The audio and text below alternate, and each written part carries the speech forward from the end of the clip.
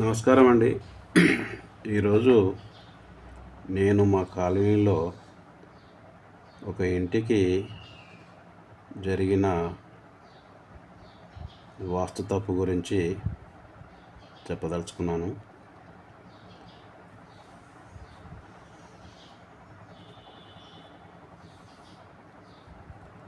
ఇక్కడ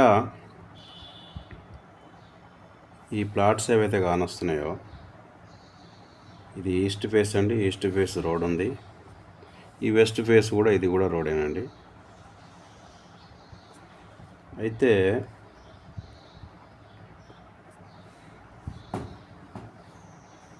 ఈస్ట్ ఫేస్కి ఒక మూడు కాదు, ఒక ఇక్కడ నుండి అక్కడ ప్లాట్స్ ఉన్నాయండి.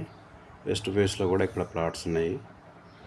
అయితే ఈ ఈ మూడు ఇల్లుగా తయారు చేసిండు. ఇది 2 ప్లాట్లు కానీ 3 ఇల్లు తయారు చేసిండు ఇక్కడ అతనికి 3 కొడుకులు కాబట్టి 2 ప్లాట్లని 3 భాగాలుగా చేసి 3 ఇండ్లు కట్టడం జరిగింది. దీనికి ఎదురుగా కూడా ప్లాట్స్ ఉన్నాయండి. అయితే ఇక్కడ రోడ్ ఉంది.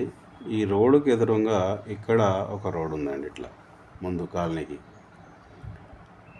ఇది ఏదైతే ఉందో ఇది ఈ ప్లాట్కి కరెక్ట్గా ఈ ప్లాటు 30 ఫీట్లు ఏదైతే ఉందో ఇది కూడా 30 ఫీట్ల రోడ్ ఉందండి. కరెక్ట్గా ఈస్ట్ ఫేస్లో 30 ఫీట్లు ఈస్ట్ ఫేస్లో దీనికి తగిలితే తప్పులేదండి. ఎందుకంటే తూర్పు కానీ ఉత్తరం కానీ మనకి 30 ఫీట్ల వెడల్పు ఉన్నప్పుడు 30 ఫీట్ల రోడ్ వచ్చి తాకితే తప్పులేదండి. అది తూర్పు కానీ ఉత్తరం కానీ. అదే 25 ఫీట్ల వెడల్పు ఉంటే ఇక్కడ ముందున్న 25 ఫీట్ల ఈ రోడ్డు కనుక ఉంటే అప్పుడు కూడా తప్పులేదు.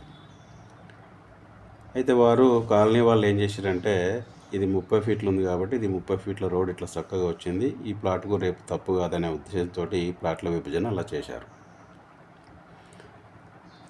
అయితే ఏమైందంటే ఈ వెనకనున్న 2 ప్లాట్లని 3 భాగాలుగా చేసి 3 కొడుకులకు ఇల్లు కట్టడం జరిగింది ఇక్కడ.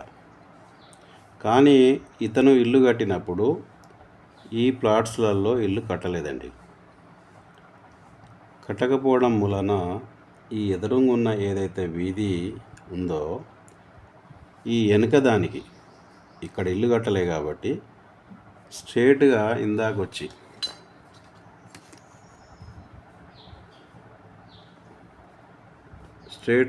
ఇందాకొచ్చి ఈ ప్లాట్ కట్టనందున ఈ 3 ఇళ్లల్లో ఈ లాస్ట్ ఇల్లుకి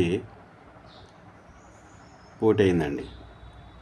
ఈ 3 ఒకరివే కాబట్టి ఒకటే కట్టిండు కాబట్టి ఒకరి పేరు మీదనే ఉంది కాబట్టి తండ్రి పేరు మీద ఉంది ఇల్లు కట్టేటప్పుడు.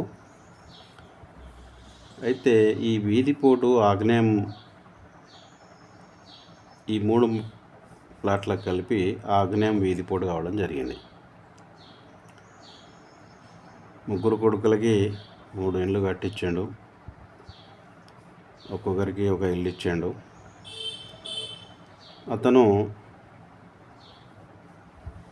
అతనికి వనస్థలపురంలో వేరే ఇల్లు కూడా ఉండేది, కానీ అతను ఇక్కడ వచ్చిపోతూ ఉండేవాడు కొడుకుల దగ్గరికి. అతని పేరు మీద ఉంది ఇల్లు కట్టేటప్పుడు. కాబట్టి ఈ ఎఫెక్ట్ అనేది అతనికి జరిగిందండి. తూర్పు ఆగ్నేయం వీధిపోటు ఉన్నప్పుడు ఆర్థిక ఆరోగ్యాలను అంతమొందించు గొడ్డలి వేటు అని మన పుస్తకంలో రాయబడిందండి. చాలా హెల్తీగా ఉండేవాడు ఇతను.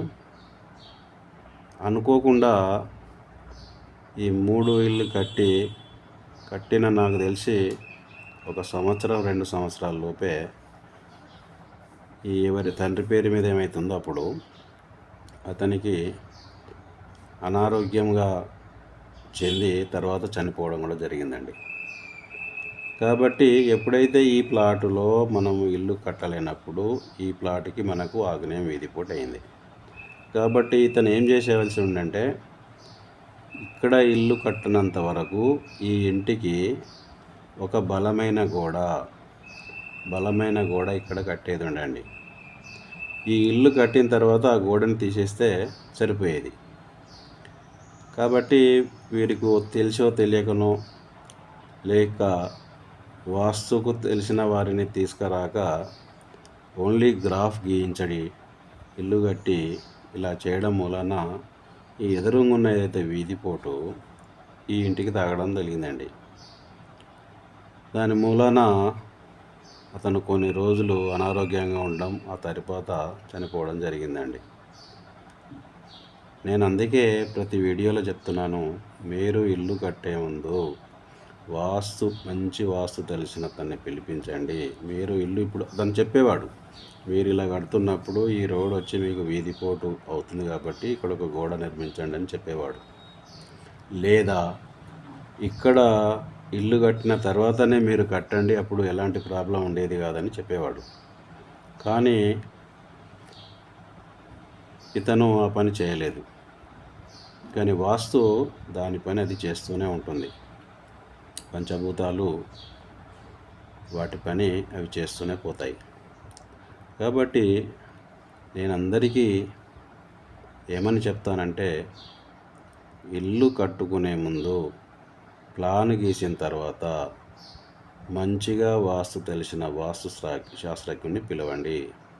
అతనికి చూపించండి, మా ఏరియా ఇది, వెనుక రోడ్లు ఉన్నాయా, ముందట రోడ్లు ఉన్నాయా, పక్కపొంటి రోడ్లు ఉన్నాయా, అది ఏ విధంగా ఉన్నది అనేది వాస్తు తెలిసిన అతను అబ్జర్వ్ చేస్తాడు. ఆ తర్వాత అతను అడ్వైజ్ ఇచ్చిన ప్రకారము ఇల్లు కట్టుకోవడం అనేది చాలా శ్రేయస్కరం. కాబట్టి మీరు వాస్తును పాటించండి.